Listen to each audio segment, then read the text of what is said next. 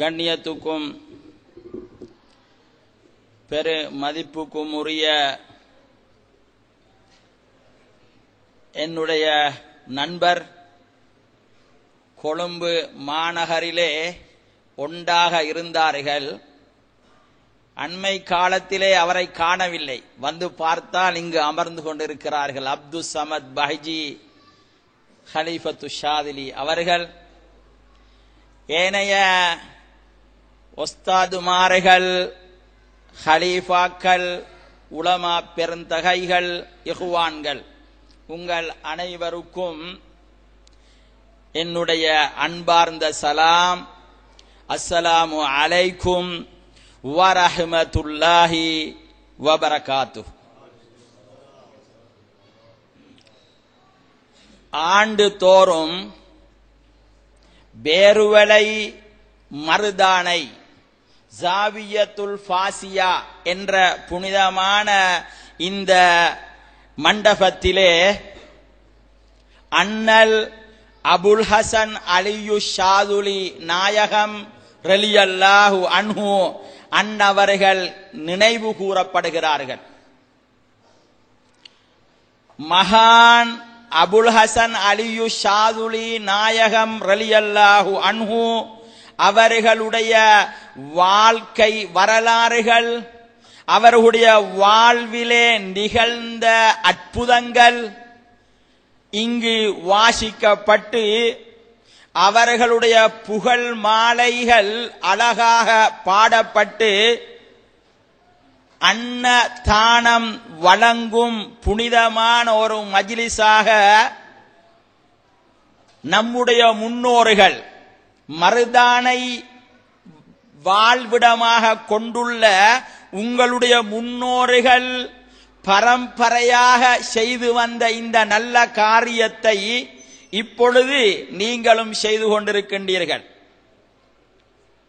இப்படி செய்வதினால் அல்லாஹு தஆலாவுடைய அருள் எங்களுக்கு கிடைக்கும். அந்த மகான் அவர்களுடைய பரக்கத்து எங்களுக்கு கிடைக்கும்.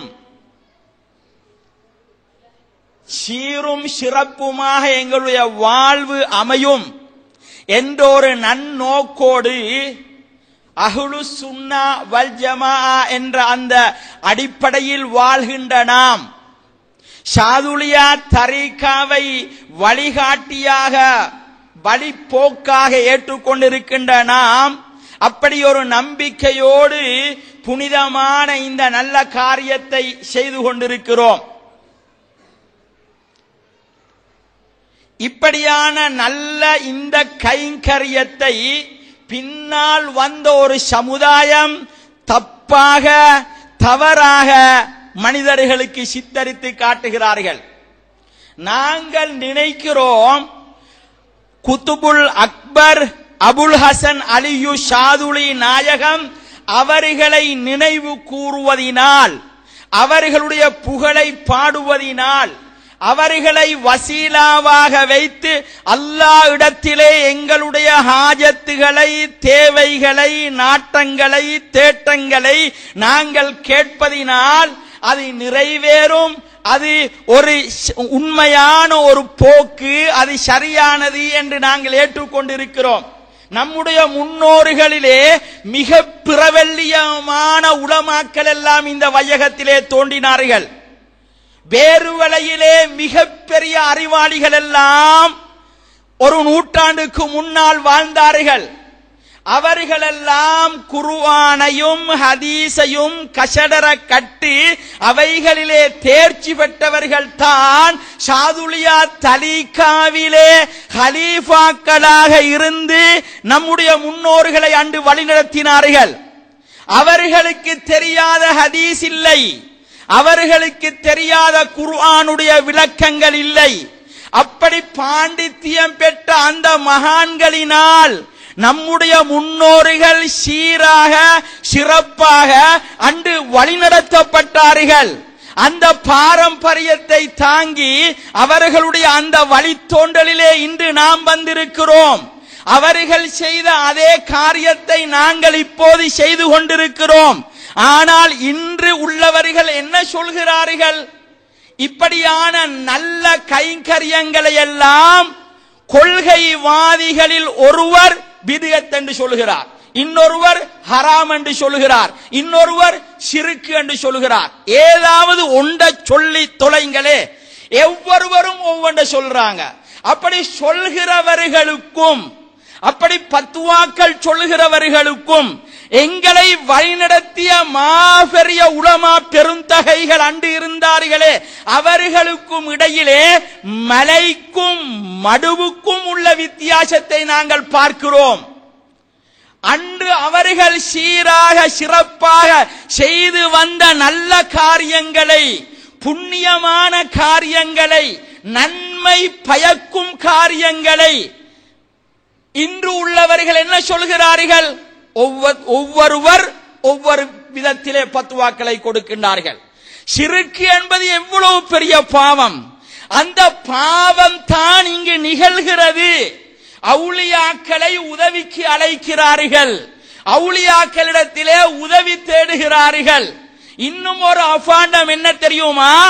கந்தூரி மஜ்லிஸ்களில் கொடுக்கப்படுகின்ற ஆடு மாடு எல்லாம் அவங்களுடைய பேரை சொல்லி அறுக்கப்படுகிறது என்று ஒரு பிரச்சாரத்தை கொண்டு வருகிறார்கள். சாதுலி நாயகம் ரலியல்லாஹு அன்ஹு அவர்களுடைய கந்தூரி சாப்பிடுவது ஹராம். ஏன் தெரியுமா? அங்கு அறுக்கின்ற ஆடு சாதுலி நாயகத்துடைய பெயர் சொல்லி அறுக்கப்படுகிறது. குதுபு நாயகத்துடைய கந்தூரிஷே போய் கலந்து கொள்வது ஹராம். அங்கு குதுபு நாயகத்துடைய பெயர் சொல்லி ஆடு மாடு அறுக்கப்படுகிறது. இப்படி பிரச்சாரங்கள் செய்கின்றார்கள். நான் கேட்கிறேன், மருதானை ஜாவியாவிலே இது கால வரை நடந்த கந்தூரிகளில் ஏதாவது ஒரு கந்தூரியிலே ஆடு அறுக்கும் பொழுது சாதுலி நாயகத்துடைய பெயரை சொல்லி அறுத்த வரலாறு இருக்கிறதா? இல்லையே. ஏன் இந்த அபாண்டம்? ஏன் இந்த அநியாயம்? இப்படியெல்லாம் சொல்லி நம்முடைய வாலிப சமுதாயத்தை வழிகெடுத்துக் கொண்டிருக்கின்றார்கள் ஒரு சாரார். சாதுலி நாயகத்தை முன்வைத்து நாங்கள் அல்லாஹ்விடத்திலே கேட்கிறோம். இதை ஷிர்க் என்று சொல்கிறார்கள். சாதுலி, நான் உங்களுக்கு சொல்கிறேன், இங்கு உலமாக்கள் இருக்கிறார்கள். சாதுலியா தரீகா தான் ஸ்ரீலங்காவுக்கு உலமாக்களை தந்த மாபெரிய ஒரு தரீகா. ஏனைய தரீகாக்களும் அந்த சேவையை செய்தார்கள், இல்லை என்று சொல்லவில்லை. ஆனால் காலி பஹஜத்துல் இப்ராஹிமியா இது போன்று எத்தனையோ சாதுலியா தரீகாக்களுடைய மதரசாக்களை நாங்கள் பார்க்கிறோம். அந்த மதரசாக்களில் எல்லாம் வெளியான உலமாக்கள் நம்முடைய நாட்டிலே மிகப்பெரிய சேவைகள் அன்று செய்தார்கள். அப்படியான உலமாக்கள் உடைய அந்த வருகையிலே இன்றும் பஹஜிகள் இருக்கின்றார்கள், இந்த சபையிலே உட்கார்ந்து கொண்டிருக்கின்றார்கள்.